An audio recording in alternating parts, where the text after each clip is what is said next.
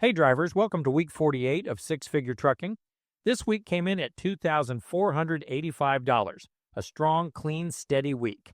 The kind of week that makes you feel good rolling into the holiday stretch.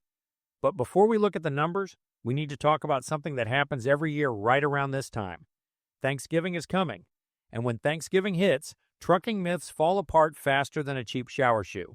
All year long, you hear certain drivers talking about lease operator life like it's a motivational seminar. The freedom, the flexibility, the be-your-own-boss lifestyle, the unlimited home time, the YouTube promises, the sales pitch they heard in orientation that was delivered with the same energy as a late-night infomercial.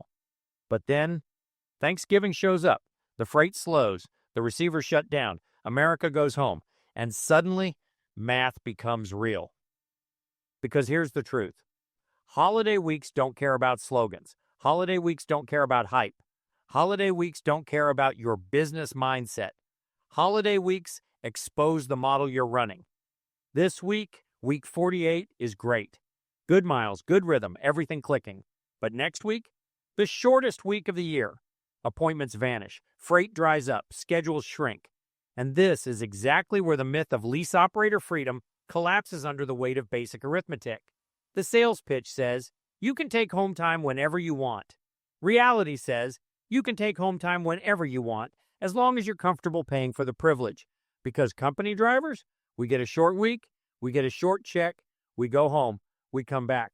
Life goes on. Lease operators, they get a short week, and they get a truck payment the size of a mortgage still hitting their account Friday morning like a heavyweight right cross. Company drivers lose some miles. Lease operators lose money. Company drivers take the holiday in stride. Lease operators spend the holiday doing math in their head like they're filing taxes. You see it every year. Lease guys calling dispatch saying, hey, anything I can run on Thursday? Anything? A pallet? A milk crate? A carrier pigeon? Because when you're a lease operator, miles aren't miles, they're survival. The holiday week doesn't care that you're your own boss. It cares that your fixed costs don't take vacations. Truck payments don't take vacations. Insurance doesn't take vacations. Maintenance accounts don't take vacations. Thanksgiving exposes the truth. Freedom is great, but freedom without margin is just stress wearing a leather jacket. And that's why this week 48 is important. Because while this week was strong, $2,485, next week is the reality check week. The week that shows which model actually holds up during the slowest 5 days of the year. This isn't about bragging. This isn't about taking shots. This is about being honest about how the industry works. One model can take holidays off without falling apart. One model really can't. So that's our theme today. Thanksgiving, the week lease operator marketing falls apart and real math takes over. All right, let's get into the numbers. Let's get into week 48.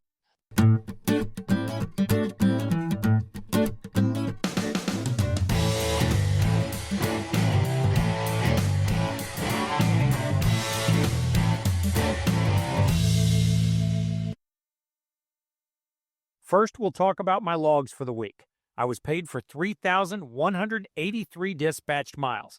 I had 3,125 logged miles. The day in green, I was on home time. Let's look at my unedited pay statement for period 48 of 2025. This includes all trips from November 16th to November 22nd. Driver tailgate paid $2. Empty miles paid $104. Securement paid $52. Hazmat miles paid $61. Loaded miles paid $1,981. And stops paid $285. Total earnings for this week was $2,485. 48 weeks into the year, my gross income is $107,968. And my total miles is 136,830. That averages out to $2,249 per week and 2,851 miles. Estimated out over 52 weeks, my estimated annual is $116,966. Year-to-date numbers as of week 48 of 2025. I've been paid for 136,830 miles, covering 34 states, making 351 stops. 94% of those miles have been loaded, averaging 78.9 cents per mile. Here's the home time that I've taken this payroll year through the end of the 48th week. I have been on home time 26 times so far, totaling 74.3 days.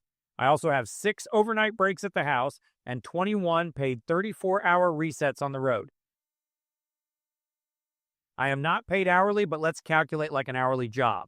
For the week, my gross pay was $2,485 for 67 hours of work. If we break it down into a typical hourly job, it could be 40 regular hours and 27 hours of overtime, resulting in an effective pay rate of $31.03 per hour.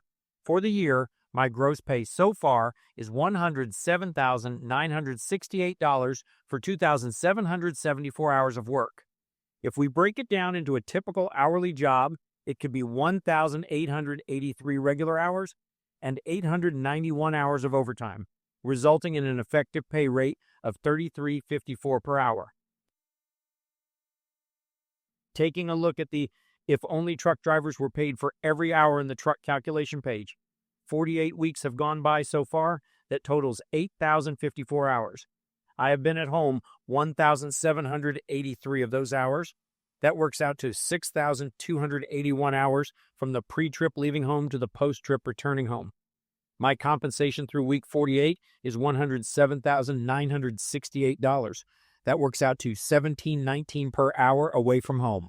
As we wrap up week 48 and head into the Thanksgiving slowdown, here's what I want drivers to think about. Holidays are the true stress test of this industry, and choosing the wrong model or the wrong carrier becomes painfully obvious during short weeks. Company drivers can take home time without going broke. Lease operators can take home time too, but they're paying rent on a truck every minute they're not rolling.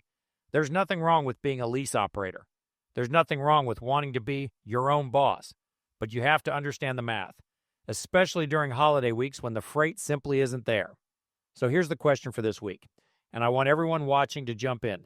What's your plan for Thanksgiving week? And if you're a lease operator, how do you manage the fixed costs during the shortest miles of the year? Drop it down in the comments. I'm ready for the stories. As always, make sure that you are enjoying every day at work.